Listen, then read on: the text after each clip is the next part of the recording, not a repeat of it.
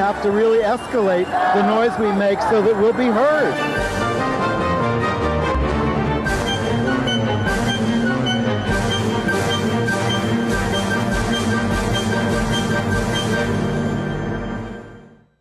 Welcome to Gay USA. I'm Andy Hum, welcoming back the returning Ann Northrup, who is very honored to be co-hosting today with the first place winner for Best News Story in the New York Press Association Awards, Mr. Andrew J. Hum, for his obituary of Larry Kramer. Yeah, I was kind of surprised that an obituary would do that, but Larry's passing was, of course, huge news, and I'm glad it got more. I'm glad the article got more attention, and I'm glad Larry's got more attention.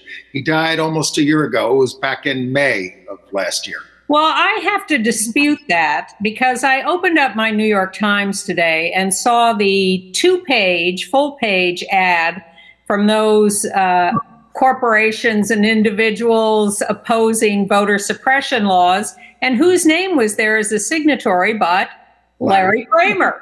Well, we signed it a long time ago. I don't think it existed a long time ago. I think this is an appropriation of his name. It's a common name. All right. So I don't think that's a different Larry Kramer. Thank you. And a lot of my colleagues at Gay City News were cited this year as well. So in the headlines, the NCAA committed to championships that are open to all, but they stopped short of pulling its tournaments out of states that ban trans athletes. Yeah, I think they got a little burned in North Carolina, but we'll get to that. Meanwhile, our president, Mr. Biden, has picked an out-gay Trump critic to lead the Customs and Border Protection program. And our Supreme Court has issued yet another ruling favoring religion over science. Kind of a tiny one, but I guess an indicator. The district attorney in Georgia will not prosecute out Representative Park Cannon for her knocking on the governor's door. Yeah, she had been facing 8 years in prison. Well, kind of. Christian wedding venue in North Carolina has turned away a gay couple.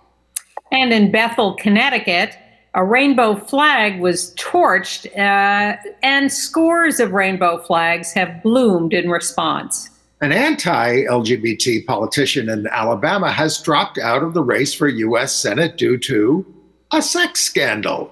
There's a lot of that going around these days. There is a horrendous new crackdown on gay people in Iraqi Kurdistan.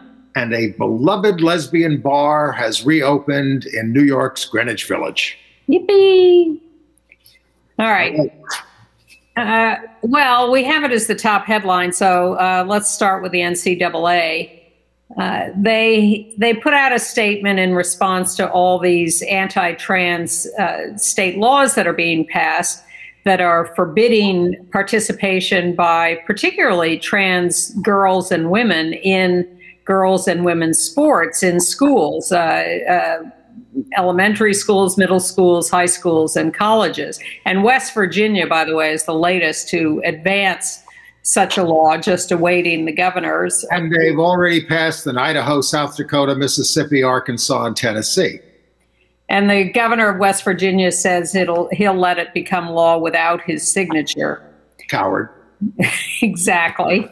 But the NCAA says, we will only hold our championships in states that are welcoming to all in sports. Well, wait a minute. Hold it. Let's read that phrase because it kind of provides some wiggle room. Open to all who earn the right to compete in them. And that left me shaking my head like, why don't you just say it? It's got to be open to, trans athletes who, meet our standards for the NCAA.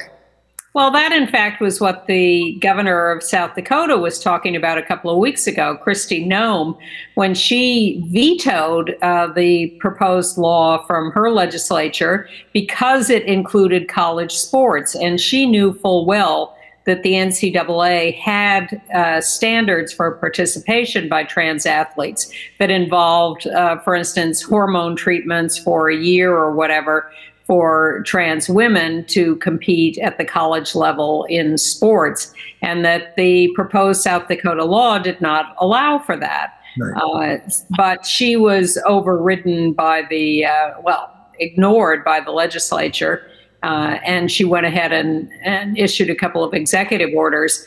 The states don't want to hear this from the NCAA. They're just plowing ahead with their bad laws, all of which are going to be challenged legally and are going to fall. Well, eventually. The Human Rights Campaign wants more from the NCAA. They want them to say we're not going to hold tournaments if you have these anti-laws.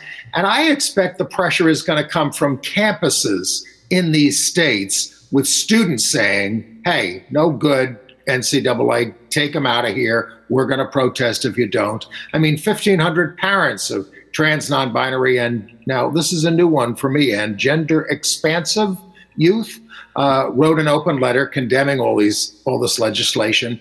Hashtag protect trans kids. And this is such an assault on trans kids because they're the most vulnerable members, among the most vulnerable members of our society. I think gender expansive just allows for more of a spectrum of gender identification that would take it out of the male-female binary and just make it a more broad categorization. We're all on a spectrum. Exactly. All of you. In so many ways. So many ways. But I think the NCAA is a little gun shy because of what happened with North Carolina a few years ago when they reacted to the state adopting that bathroom bill. And the NCAA immediately said, well, we're not going to hold any of our championship competitions in North Carolina because you are being totally inappropriate in passing this bill that won't let trans kids use the bathroom of their currently lived gender. And that made life very complicated for the NCAA because they hold a lot of championships in North Carolina. And it's a precedent for championships all over the country. And so I think they're taking it a little more slowly this time to see how this plays out and what its real implications are. I don't think they're backing away from their standards.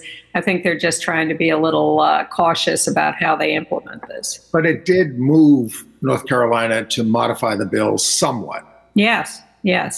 But somewhat, then what? Are you caught in the middle there of, so do you keep up the restrictions or do you say, that's enough and go ahead and put championships there? Thing happened in Indiana. I don't know how much the Equality Act would help with all this. I think it would. Senator Schumer, the majority leader in the Senate, did an online town hall about this, and he says we will have a vote in the Senate. But what he means is that they're going to have a cloture vote. He didn't say that. It's just going to be a vote on whether we're allowed to vote on the bill. And we're going to lose that unless some miracle happens. So that's all he's really promising. Now, that's more than you would get from Mitch McConnell on the bill. We wouldn't even have a cloture vote. He just wouldn't even bring it up. So is that progress? We need to get rid of the filibuster. I'm very concerned about the fact that we have all these progressive proposals and great talk from Biden and others, but we've passed one bill. And where do we go from here? Well, we're going to pass some other fiscal bills through reconciliation. Are we? Is Manchin going to go along with that? They will have to compromise with him. He's a tool of corporate interests in West Virginia, certainly not of average people in West Virginia who are suffering, and he's denying a lot of benefits. So, but that's hey, those are the numbers. Look, I mean, everybody thinks we're going to be in big trouble in the House elections in 2022, and we probably are, given the way the census is going. But we're already in trouble in the House with people resigning or,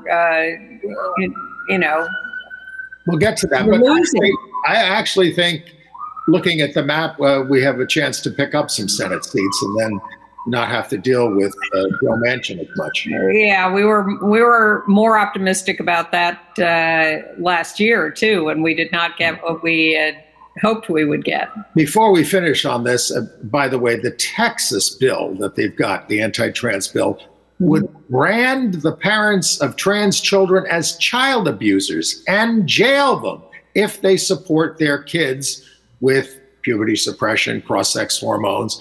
This has been condemned, of course, by the Texas Pediatric Society, American Academy of Pediatrics. They're fighting it, but they're up against a deeply bigoted Republican legislature. All of which is true, and you'd like to think that as we hear about Texas getting more blue, or purple at least, and as these laws become more outrageous, that people would fight back and replace these legislators, but it just doesn't seem to be happening. They drew their own districts, and they're going to draw them again because they won in 2020. They won again. I asked everybody to focus on this, but it was hard because they had already drawn their districts in 2012, and now they ran on those lines, and they seem to not be able to lose. And then Arkansas has a weekly anti-transgender bill. I don't think they have time to do anything else there. They advanced a bill that protects teachers who deliberately misgender students. Free speech, Andy, free speech. Yeah, oh wow. But we did get a break in California. They advanced a bill to repeal the law that criminalizes loitering for the intent to engage in sex work. Well, should we get into that whole morass? Because there is stuff around that. Or should we? Maybe let's wait on that a moment. All right. I need to get my thoughts organized. Let's start with the good news of the Biden appointment of Chief Chris Magnus. He's a former police chief of Richmond, California, and currently of Tucson, Arizona, out gay man, and he is going to be the new head of the Customs and Border Protection Agency. There's a picture of him when he was the police chief in Richmond, California, where he supported, with the mayor, he's there holding the sign, Black Lives Matter. It was quite, and he's a big Trump critic. He also married his partner, Terrence Cheung, who is the chief of staff to Contra Costa Supervisor John Joya in 2014. He harshly criticized the anti-immigrant policies of Trump and Sessions, Jeff Sessions, who was Attorney General, saying they were detrimental to police work, which depends on cooperation from people regardless of their immigration status. Well, things are a real mess at the border, and he's got a big job to do, but he seems to be someone who inspires a lot of confidence and has good values. We'll see whether he can make a difference in a very, very tough situation. You know, one of the Biden officials down there has already resigned. Yes, after what, about a month or two? I know, but Kamala Harris, that's her job now, is to coordinate all that. So. Yeah, well, how? Well, of course, the most hypocritical point among the Republicans is, what a humanitarian disaster this is now. All right, what was it under Trump? What were they doing to these kids? And there was a big cover story in the New York Times Magazine that these people are coming from countries that we destabilized, and we have some obligation to help them. Old news, Andy, old news. Well, it needs repeating when all you hear is crisis. It's a crisis. It's a crisis. Well, it's always been a crisis. Yes, including under Obama. Right. All right. Okay. Supreme Court. So Biden has established a commission to look at restructuring the courts, a commission that's not going to make any recommendations and that does not include the people who really want to expand the court, like Aaron Belkin, is that his name? The guy who has been promoting this issue. There is no trans representative on this commission, but Adam White, who is offended by trans pronouns, is on the commission. So the Nation said the Nation magazine said it's designed to fail. It's an excuse to do nothing. We do need to expand the court. And then we've got Justice Breyer, who, is selfishly saying, don't politicize the court. That ship has sailed. So it looks like he's not going to retire so that Biden can replace him. I mean, he could, but he's 82 or 83. Yeah. And look, the Republican Senate is never going to confirm a Democratic successor. So even if Biden remains president, the Republicans take over, it's over. So it's got to all be done now. If you have, if we can even get that far. I mean, I am skeptical about us getting anything done the way the Senate is configured at the moment. Right now, they can confirm cabinet appointments. They can, and they're making great progress on that. All the Senate confirmed appointments and the judges. The judges are all lined up, very diverse, and you just need a majority vote. So that's all you need on those. All right. Let's move on to some political news. Let's start in St. Clair, Missouri. Yeah. We have a new lesbian mayor in what did I just say? St. Clair, Missouri. Population 4,472. So coming out there is brave. Well, Mayor Cozy Bailey is a landscaper. There she is. Your new mayor of St. Clair, Missouri. Congratulations, Cozy. Yeah, congratulations. Okay. And congratulations to Alabama Secretary of State John Merrill for resigning from the Senate race because of his bad deeds. Listen, he was running for the Shelby seat. Shelby is retiring. He recently condemned TV programming for being about nothing but homosexual activity. So he was having an affair with a woman who began recording their discussions about their sexual escapades. So that's it for him. Well, this leads me into Matt Gaetz and the charges against him. And, Matt Gaetz is a piece of scum and has done horrible things and is nothing but a sycophant for Trump. But there is one corner of this story that disturbs me. And I am not supporting his, sex with minors, horrible. But to the extent that he is being condemned for paying for sex, not with minors, but with adult women, I think we're being hypocrites. We, for weeks, have been celebrating on this show the dropping of charges against people for loitering while trans. We have been advocating for years for the decriminalization of sex work. We celebrate the new free health clinic for sex workers at the Kellen Lord Agency. But we don't celebrate shoving into your colleagues' faces the pictures of the woman you're screwing.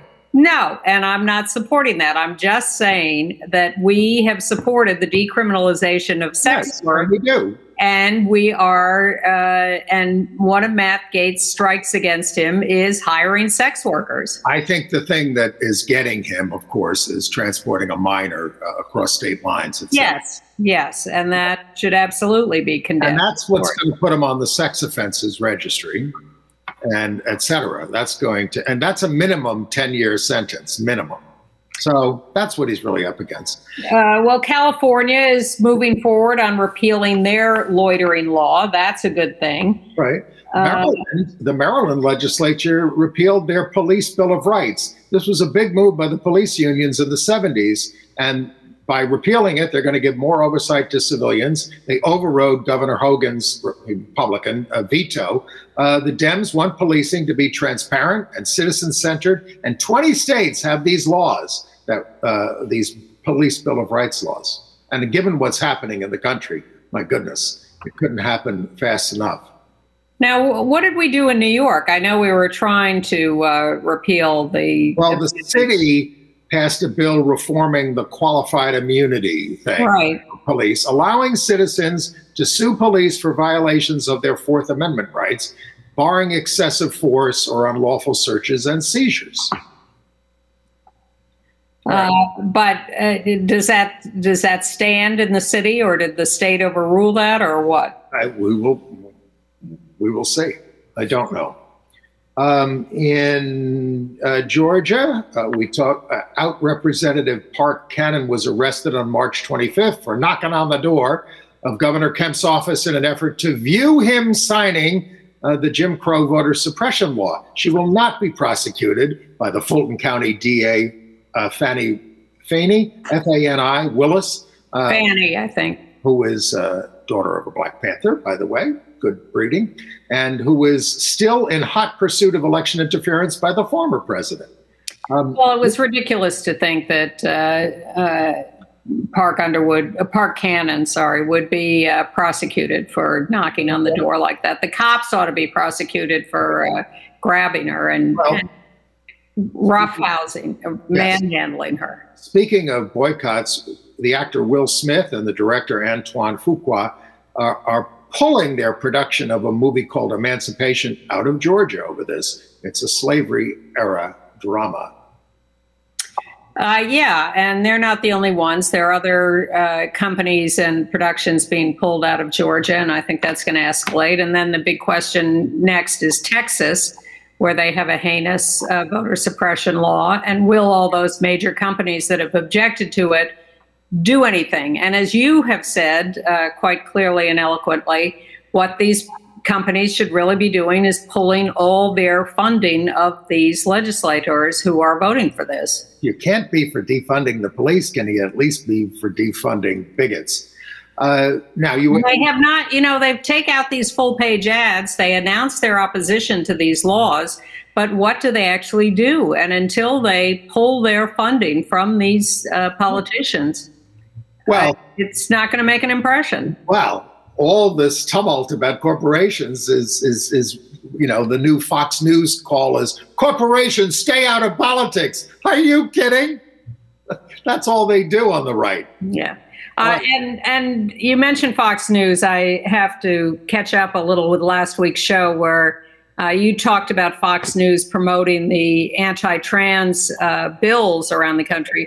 But really, they originate with things like the Alliance Defending Freedom. This is a very specific and programmed and planned out campaign by the right-wing lobbying organizations focused on the family, Alliance Defending Freedom, others like that, that then get support from Fox News and the politicians, but it really comes out of the brain trusts of these organizations. I'm sure they give Tucker Carlson his talking points. I'm sure they do.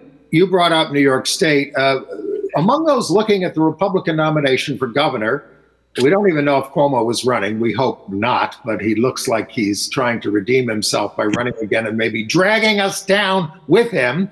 But is Andrew Giuliani, whose highest office was a liaison position in the Trump White House that his daddy set up, Rudy, and the very anti-gay representative Lee Zeldin from Long Island, who was part of the Trump coup attempt. He's one of these people who stands to lose his district. Did we just lose something here? No. Oh, okay. Lee Zeldin certainly had a tighter race last time, but I don't know that he's really going to lose his district anytime soon. I think he's a much more likely candidate for governor than Andrew Giuliani. Right. One never knows anymore. Well, one knows a few things. Well, you knew that Trump was going to get elected. Exactly. Okay. All right. All right. Let's go. Well, while we're still on sleazy politicians, we have one of our own in Pennsylvania, John Daw, who was a political consultant, head of the Pennsylvania, was it Equality Pennsylvania, the statewide LGBTQ organization. He's now been arrested for soliciting sex from underage boys and nude photos, asking for those, particularly from a cop who was masquerading as a 15-year-old boy online. I don't like these entrapment arrests, but he had quite a reputation. And he'd previously been arrested for having child pornography. All right. Let's go to North Carolina. Another wedding venue, High Grove Estates. We have a picture here. Turned away booking a gay couple, McCrae, Henderson, and Ike Edwards. The proprietor, Vicky Ismail, said it was because her God says marriage is between a man and a woman. Now she's getting a backlash. One couple, a heterosexual couple, canceled their wedding there to protest the bigotry. And she says that's sad and hateful. Sad and hateful? That's what she said. What does she think she is? This is how we, well, she just loves the Lord. By the way, the new vicious anti-trans bill in North Carolina, it protects the practice of conversion therapy as well. And it's been pointed out, we go back to this business of funding. The Republican sponsors of these bills are funded by a slew of companies that claim to be pro-LGBT, Duke Energy, Blue Cross Blue Shield, American Airlines, Wells Fargo, etc. The Fenway Health Clinic in Boston did a study along with the Mass General Hospital. They looked at the literature from some years of 27,000 trans people across 50 states. And they found that 13% of them had detransitioned, but 4/5 of those, more, 82%, were because of severe pressure and threats of violence from family and friends. So when you put all that together, you get about 2% of those who transition then detransitioning. All right. Let's go to Bethel, Connecticut. Okay. So there's a place there called the Molten Java Coffee Shop, and they've been flying rainbow flags for years. So somebody torched their rainbow flag. What happened is businesses and residents all over town started flying them, including the Municipal Center building there in Bethel. We have a picture of that as well. So that's what happens when you burn a rainbow flag. They reproduce. Like a phoenix. And similarly in Indiana at the Charleston Middle School, the school board demanded the removal of rainbow flags and Black Lives Matter flags from classrooms. According to them, because there had been complaints from parents and students that the flags violated their principles. But of course, no evidence was provided of those complaints or even how many, if there were any.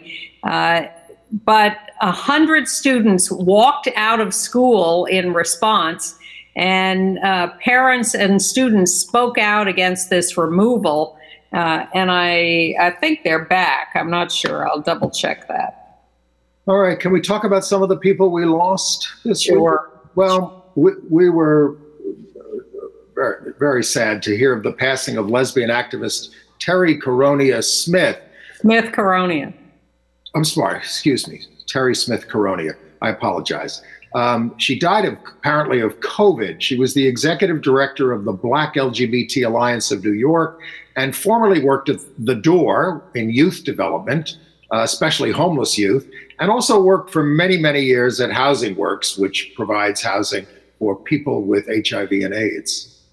That's her on the right in this picture next to trans activist Kiara St. James.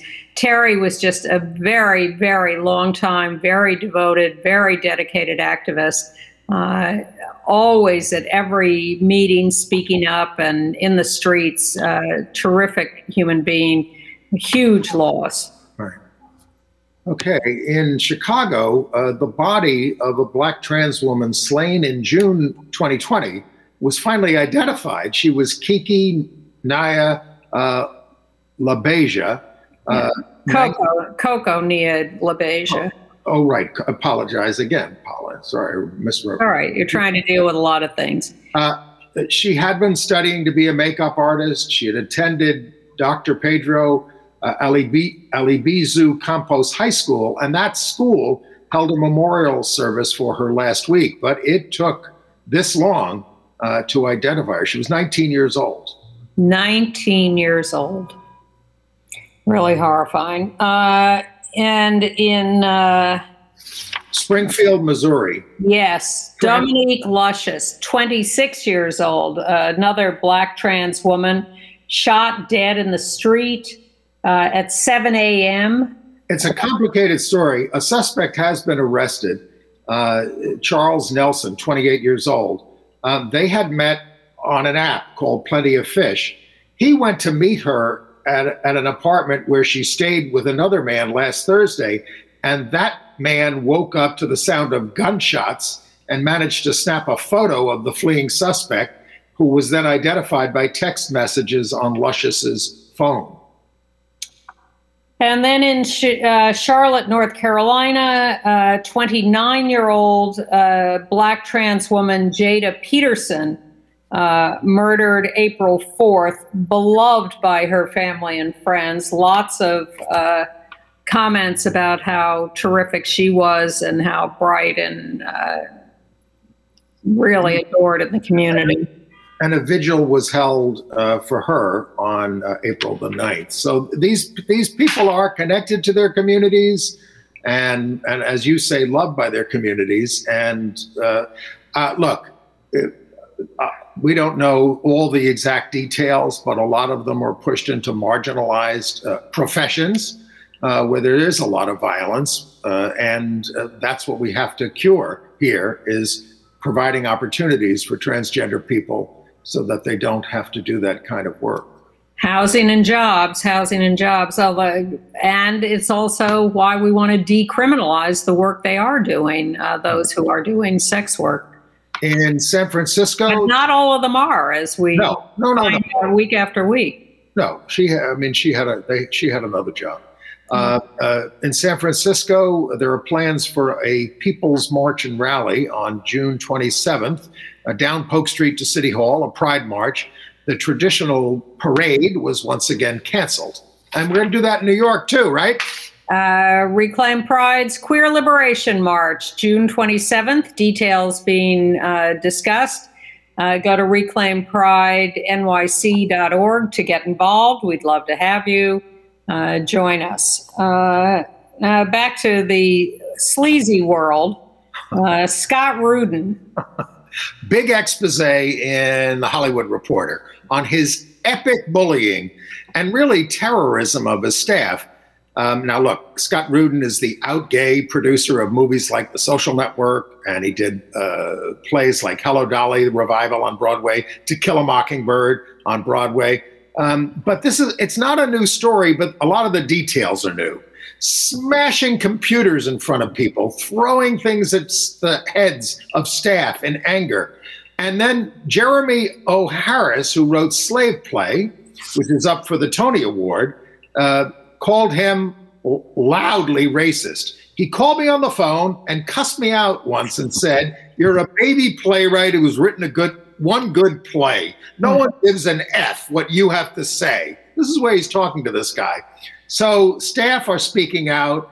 So the point of this is, and similarly with Cuomo, although he was engaged in sexual harassment allegedly, but a lot of it is just bullying by bosses, which is horrible to have to live with and should not be tolerated.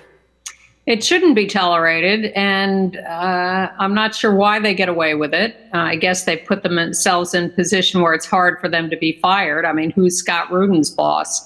I guess his investors could stop investing in his productions, but... Well, it has already cast the production of To Kill a Mockingbird in London into doubt in terms of, him, people wanting, because there's a lot of pressure from within the industry to deal with these monsters. And speaking of monsters, Mike Pence is founding a new group called Advancing American Freedom to advance traditional values such as gay bashing.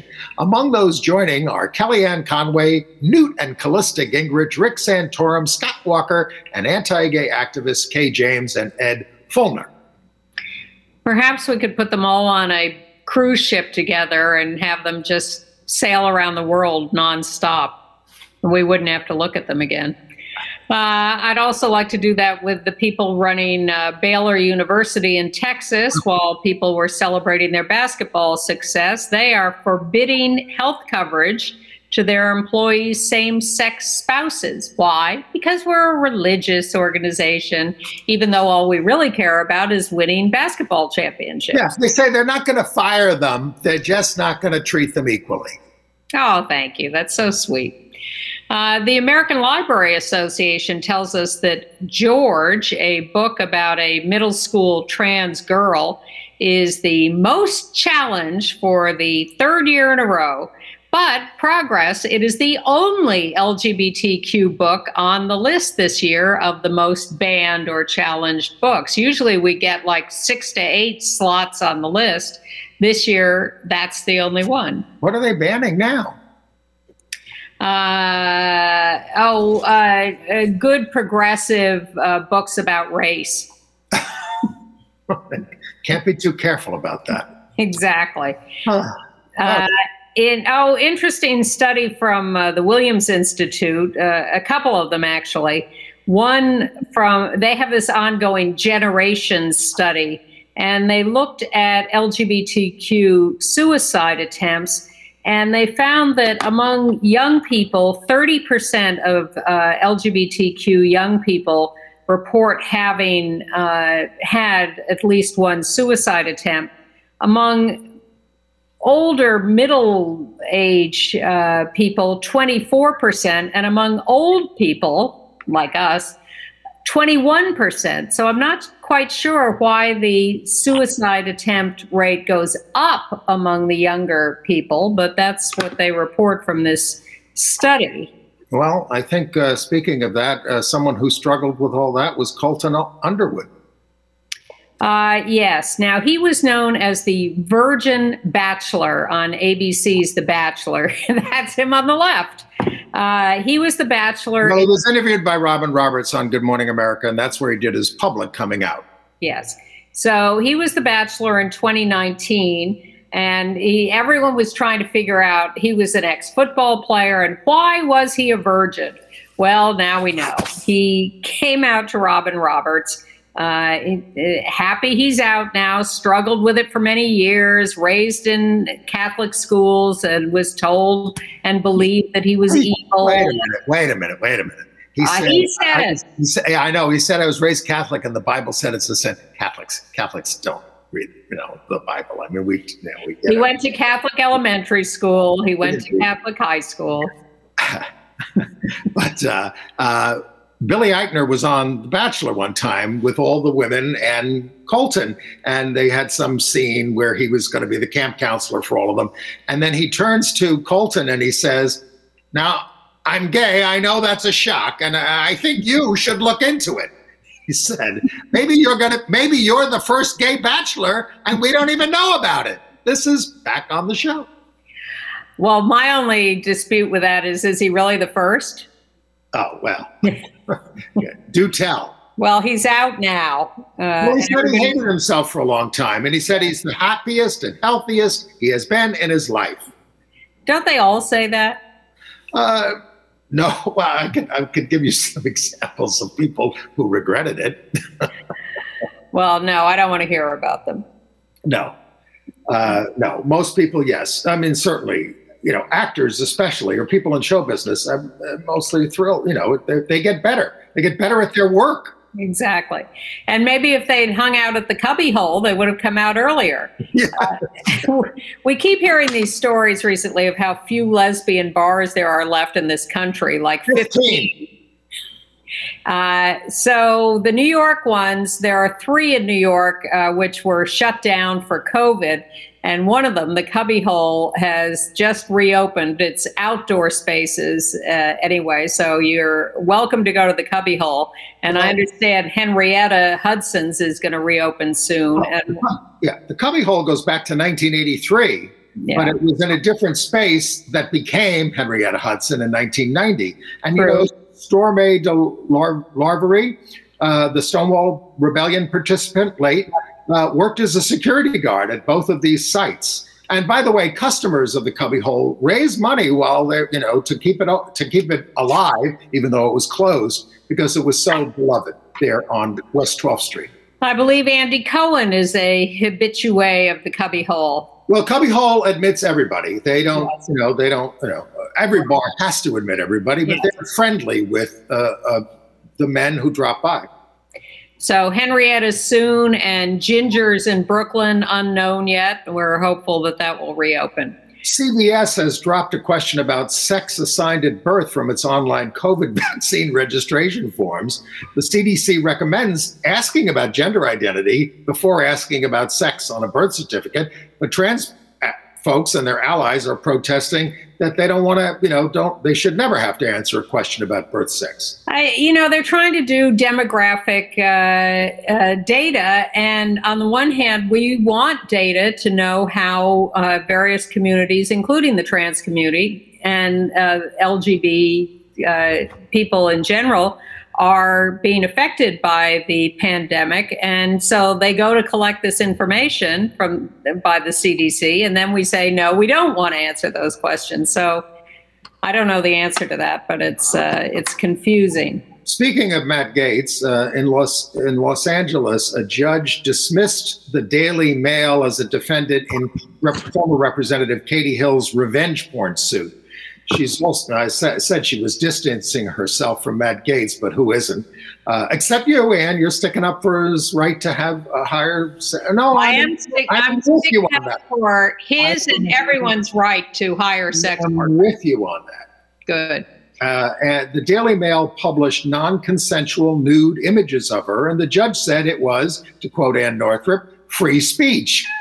Well, I'm sure she's still free to sue them for damages. She's suing Red State, which kind of broke the story. This was all done by an ex-boyfriend of hers for revenge. Yeah, and I'm certainly not supporting that. But if you're going to have nude photos taken, watch out.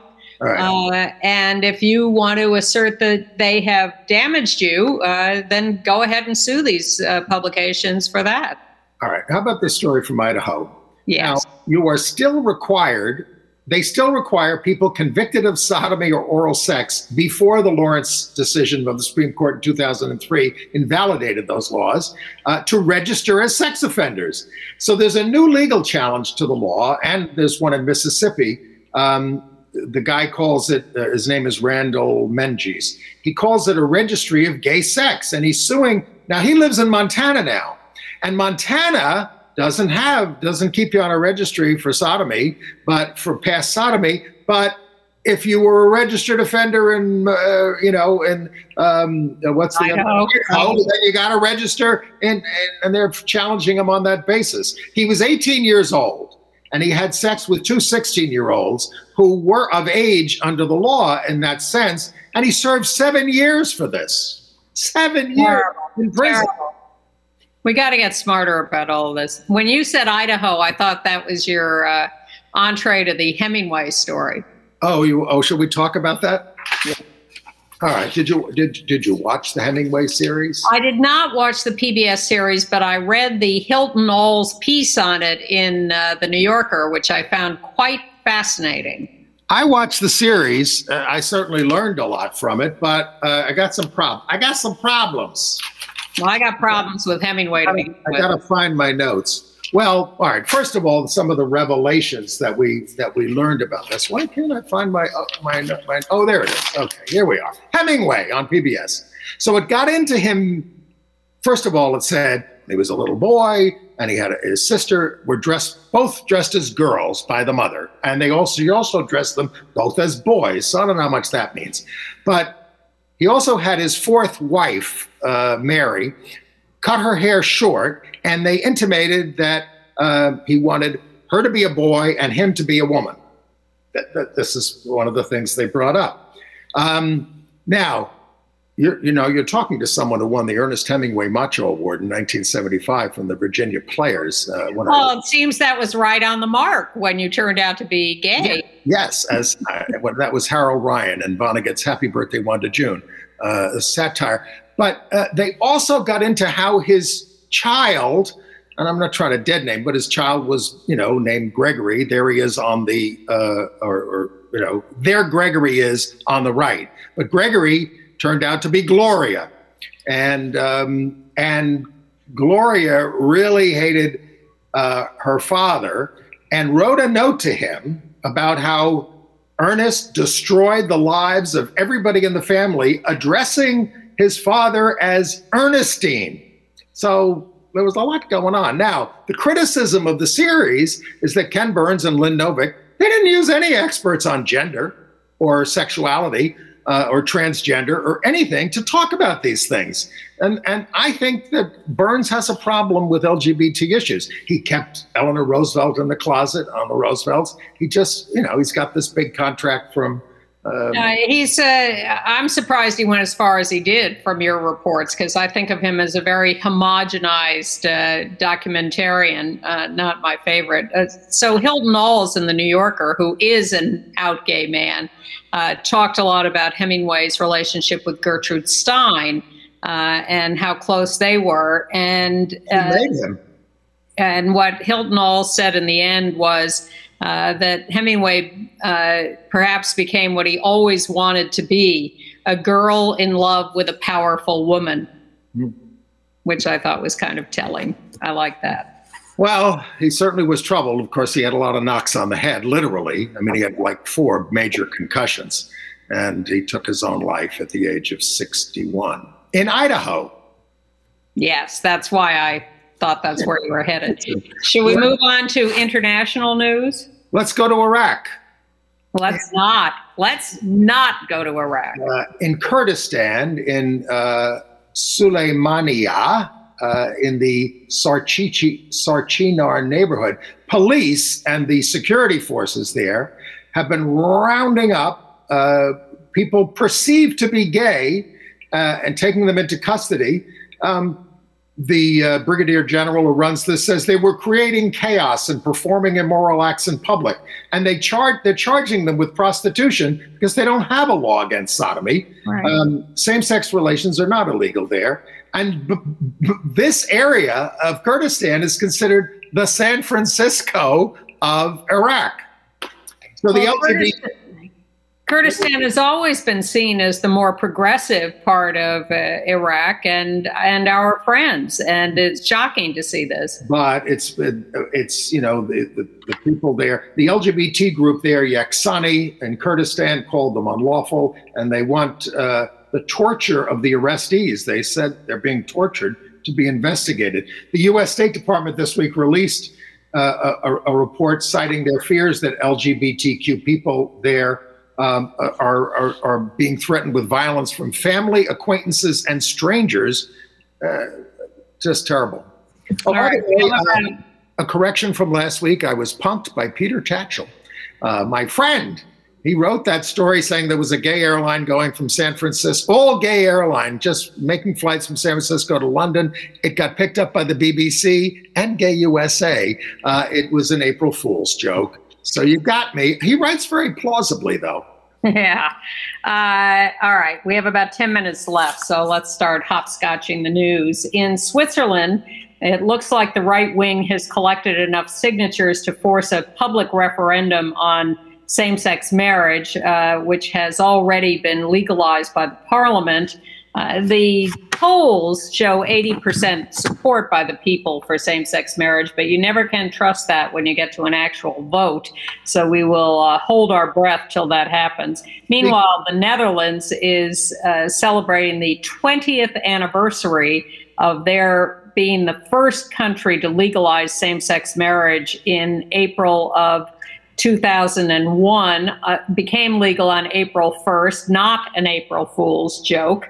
But that was the first. Yet a gay couple got married in Canada in 1974 in a church, and they're fighting to have it recognized. It was ruled a nullity back then. And in 2018, a human rights adjudicator said that he was bound by that. Chris Vogel there and Richard North are appealing it. In Baja California, Mexico, a court has ordered the approval of an adoption by the first same-sex married couple. In Poland, the town of Krasnik, one of the many that voted to be free of LGBT, well, the mayor wants to rescind it because he already lost this is a little town. They lost a $10 million development grant from Norway, and he wants the money. But the people who sponsored this says, I'd rather eat potatoes for the rest of my life than give in to outside forces. That was one guy, right? Well, but he's just a citizen who lives there. But the sponsors of the measure say, no way, we're not giving in. You know, and one of them said, now, I've never seen a gay person in this town. By the way, there was one in the Times story. He moved to Lubin, which is also an LGBT-free zone, but apparently more amenable. Yeah. In Kenya, we showed you a few weeks ago the horrible pictures of the gay refugees in a refugee camp who had been firebombed by fellow residents, and they've been pleading for help from the UN. Well, one of those gay refugees who was firebombed has now died, and the UN has promised more help, but is still not agreeing to move the whole contingent of gay refugees out of there. In Peru, the leading candidate for president, Pedro Castillo, vows to deactivate the nation's constitutional court, elect them, the judges, by popular vote, and block marriage equality. And he's the progressive candidate. He's a leftist, but he's anti-gay. And of course, the other candidate in the runoff is Keiko Fujimori, who's the daughter of the former corrupt president. She's a conservative. And neither of them got 20% of the vote to get in the runoff. So it's a mess. In Chile, the Constitutional Court has ruled that you can use serious and repeated infidelity as grounds for divorce, but not homosexuality per se. That's a step forward. You can't just say, my husband's gay, I'm divorcing him. He has to actually be repeatedly unfaithful. And that's not a sexual orientation-based judgment. In Russia, a documentary film festival has canceled a film, Silent Voice, about a gay Chechen MMA fighter because the festival received threats about airing the film. But the Stanley Tucci, Colin Firth movie, Supernova, from which the producers had removed a sex scene to self-censor the film, the censorship has been canceled in Russia after an outcry from fans. So I guess if you have stars who are famous enough, you can not have to censor it. Latest news? Couple things. I watch CBS Sunday Morning, and I generally, like a lot of it. But they tried to rehabilitate Hemingway, John Boehner, and most egregiously Nancy Reagan on This Weekend Show. Somebody wrote a book about her, and they pitched it like she softened Ronnie Reagan on AIDS when he spoke to the American Foundation for AIDS Research in 1987, 6 years into the pandemic. So God, and also she rejected a request from Rock Hudson's lawyer to get him into a military hospital in France. She just said, oh, we can't get involved with that. So and of course, cutting the budget all the time. It's terrible. It's just ridiculous. Well, Biden is proposing a $267 million increase in funds for HIV testing, prevention, and treatment, as opposed to the Trump administration, which cut funds. I have to say it's not enough. That's true. And in Australia, a study says that safe sex practices have shifted from condom use to treatment that makes you untransmissible and PrEP. Sure. Which are all good. Sure. All right, entertainment news in our remaining 4 minutes. Yeah, PBS is rerunning Keith Haring, Street Art Boy, on Sunday, April 18th at noon, at least on WNET. Check your local listings. And online, you can watch Oliver Sacks' His Own Life, who came out late in life, and he's the doctor from what's that movie, Awakenings, the neurologist. Interesting guy. Well, the links will be in our email. Third and final season of Pose starts on FX on May 2nd. It'll show the first 2 of 7 episodes. They're going to be covering 1994 and the AIDS epidemic. If you want to see the first 2 seasons, they're on Netflix. The series is a little cheesy, but very, very moving. Highly recommend Pose. Josh O'Connor, who plays Prince Charles in The Crown, is reteaming with director Francis Lee, God's Own Country, on a gay horror film following a sad young man alone in an epic wilderness. Just what we need in the pandemic. A new version of Queer as Folk, set in New Orleans, will be produced for the Peacock Network. Yep. In Treatment, the Shrink series on HBO. Gabriel Byrne's coming back to that. With Uzo Aduba as the psychiatrist from Orange is the New Black. She played lesbian in that. I'm not quite sure about her own sexuality. Among the patients is going to be actor John Benjamin Hickey, who's openly gay, as a charming millionaire beach bum turned white-collar criminal after his release from prison. Highly recommend on HBO, Exterminate All the Brutes. Oh my gosh. Devastating indictment of the eternal history of genocide in the human race. I just watched the whole thing with my mouth open. It was so amazing. We'd like to put those things away from us like it's alien, but or confine it to the Holocaust, but this shows the entire sweep of human history. Absolutely. It is amazing. Exterminate All the Brutes. Okay. Good news, Ronan Rubinstein, one of the stars of 911 Lone Star, a Ryan Murphy production, has come out as bisexual after doing a hot sex scene with out-gay Rafael Silva. Yeah, this is a Ryan Murphy production, but the news is his girlfriend Jessica Parker Kennedy urged him to be open about his identity. Yep, good for her. The new movie Mafi about being gay in the South African Army is getting great reviews. I have not seen it yet, but everyone loves it.